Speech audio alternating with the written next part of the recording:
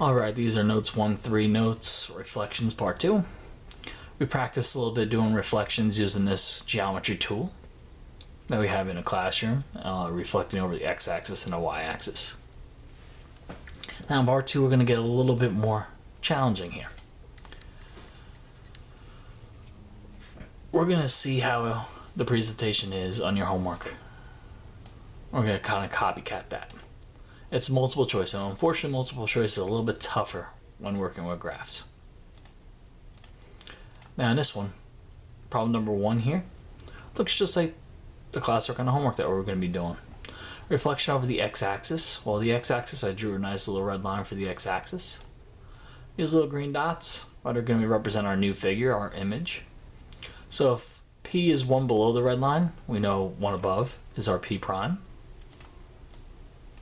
R is 1 below, so we go 1 above is our R prime.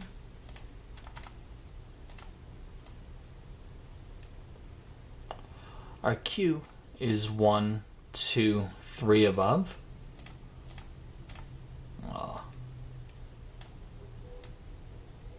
So we go 3 below that red line.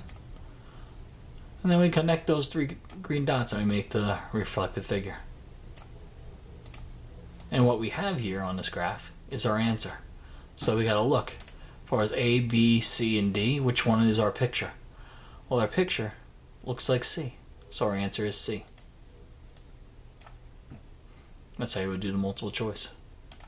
Let's do another one. Look at number 2, our goal is to reflect across the y-axis.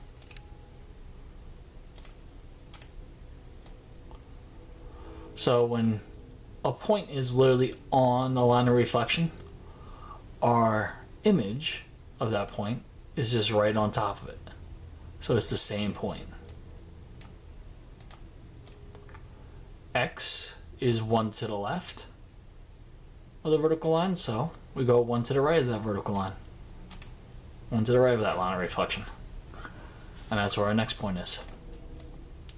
V is 1, 2, 3, 4 to the left, so we go 4 to the right. 1, 2, 3, 4.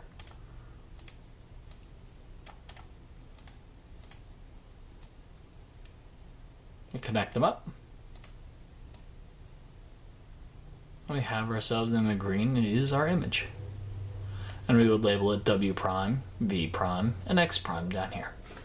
So our green image, which one of them in A, B, C, D looks like it? Well, you could see that A is our picture. So number 2 is A. Number 3, our goal is to reflect across the x-axis. So even with 4 points, it's the same story. If n is 1 up, you go 1 down. So it's just the opposite. M is 2 up, so we go 2 down. K is 2 up, so we go 2 down here for K prime.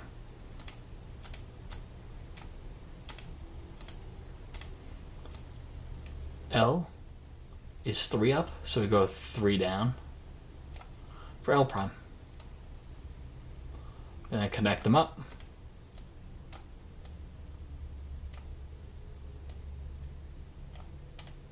And we have ourselves the answer. Ah, come on, machine.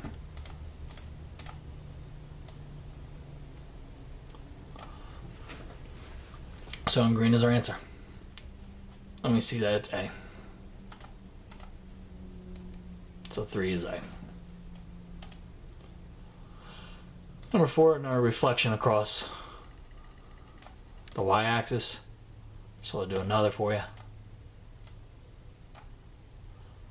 So I've been told that some of this stuff is tough in the past by your peers.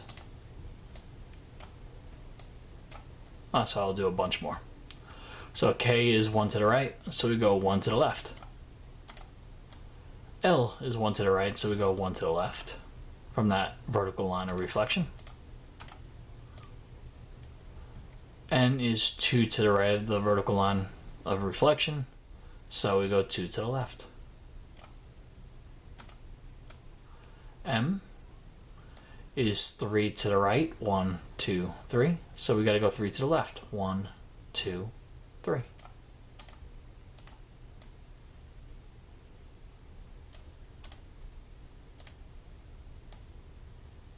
Aw.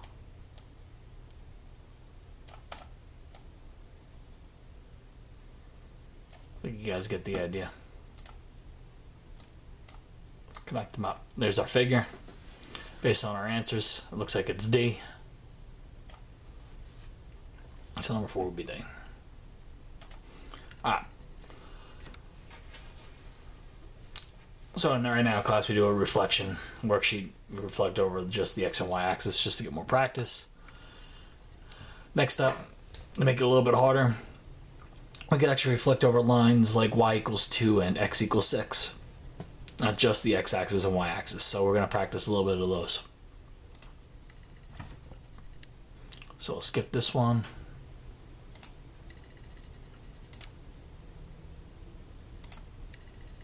Here we go, like number 4.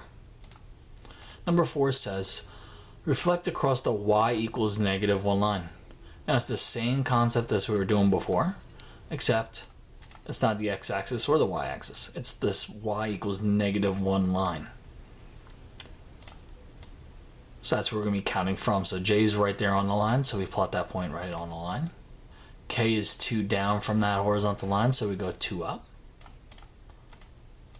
And I is 3 down, so we go 3 up. Connect our points.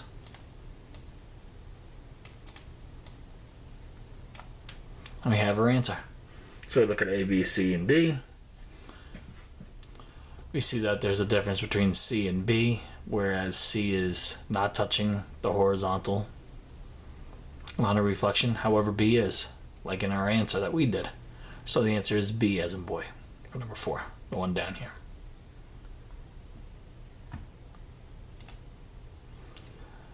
All right, and this one.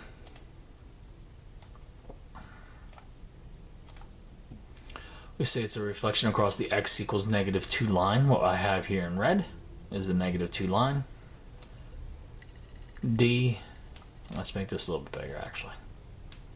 That might help.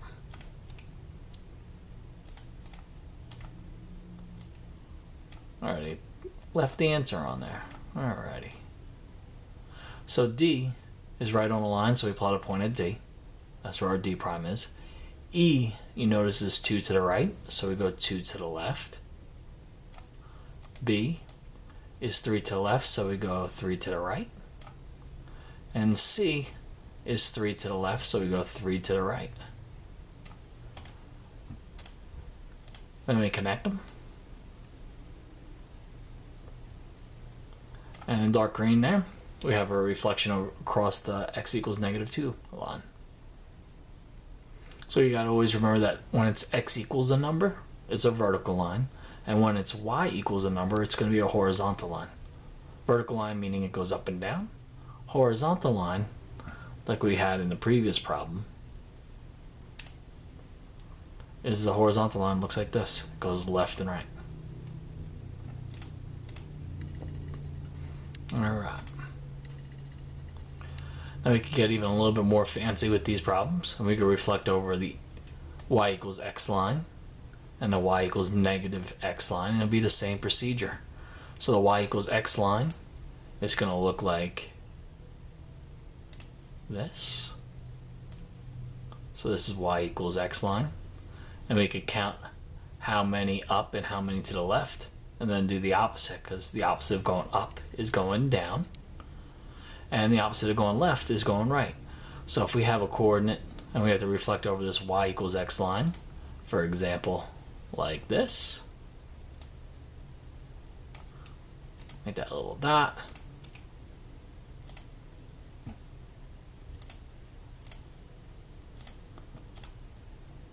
So this red dot, we see that it's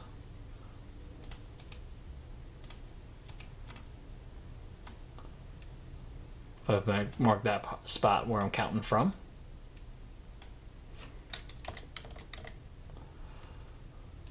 Change it a different color. That's probably a good idea.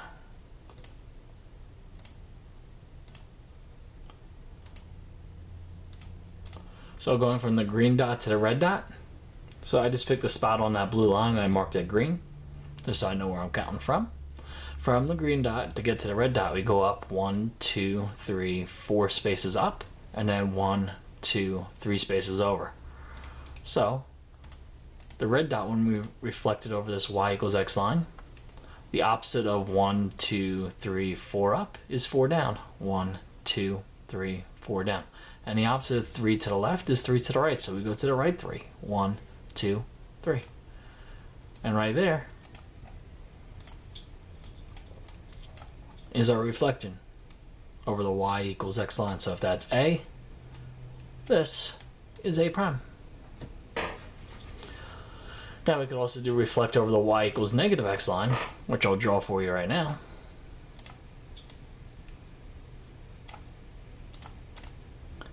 The y equals x line, or y equals negative x line, looks like this.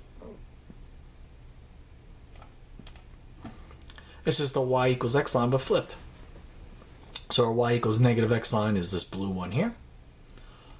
Let's say this is the point where I'm counting from. You could pick any point along the line for your reference points of where you're counting from. And let's say I want to reflect that red dot A and reflect it over this y equals negative x line. So to do that, going from here to there, we go up 1, 2, 3, 4, 5 up, and 1 to the right. Well, the y equals negative x line is a little bit tougher. To reflect over that, we actually got to go, instead of 5 up and 1 to the right, we actually got to do a little flip-flop. We have to go 5 to the left. 1, 2, 3, 4, 5. Right here. And then, since we went 1 to the right, that means we got to go 1 down.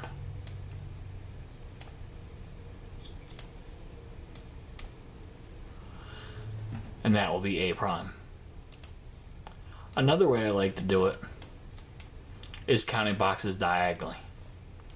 So I put my line of reflection in. That might be a little bit easier going diagonal. And I got to reflect that A coordinate.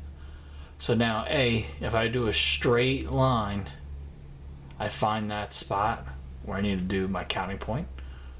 So I'm going to count 1, 2, it's 3 diagonal boxes up and to the right. So 3 diagonal boxes up and to the right, the reflection of that is 3 down to the left. So that's where my point there. That's going to be my A prime. So it's 3 diagonal boxes going up and to the right, and then 3 diagonal boxes going down to the left. That's how we can find our A prime. So if you want to count diagonally, that's great too. Alright.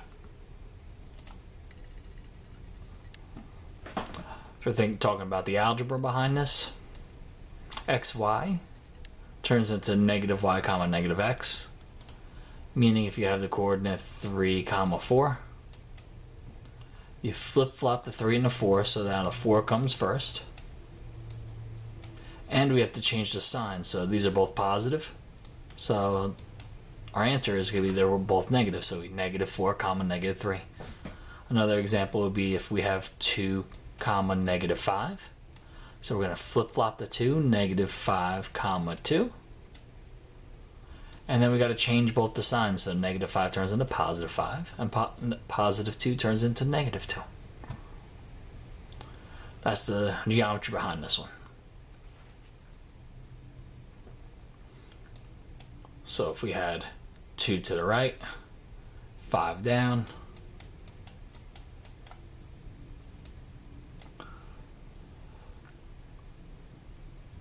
our result is going to be positive 5, negative 2. So 1, 2, 3, 4, 5, negative 2.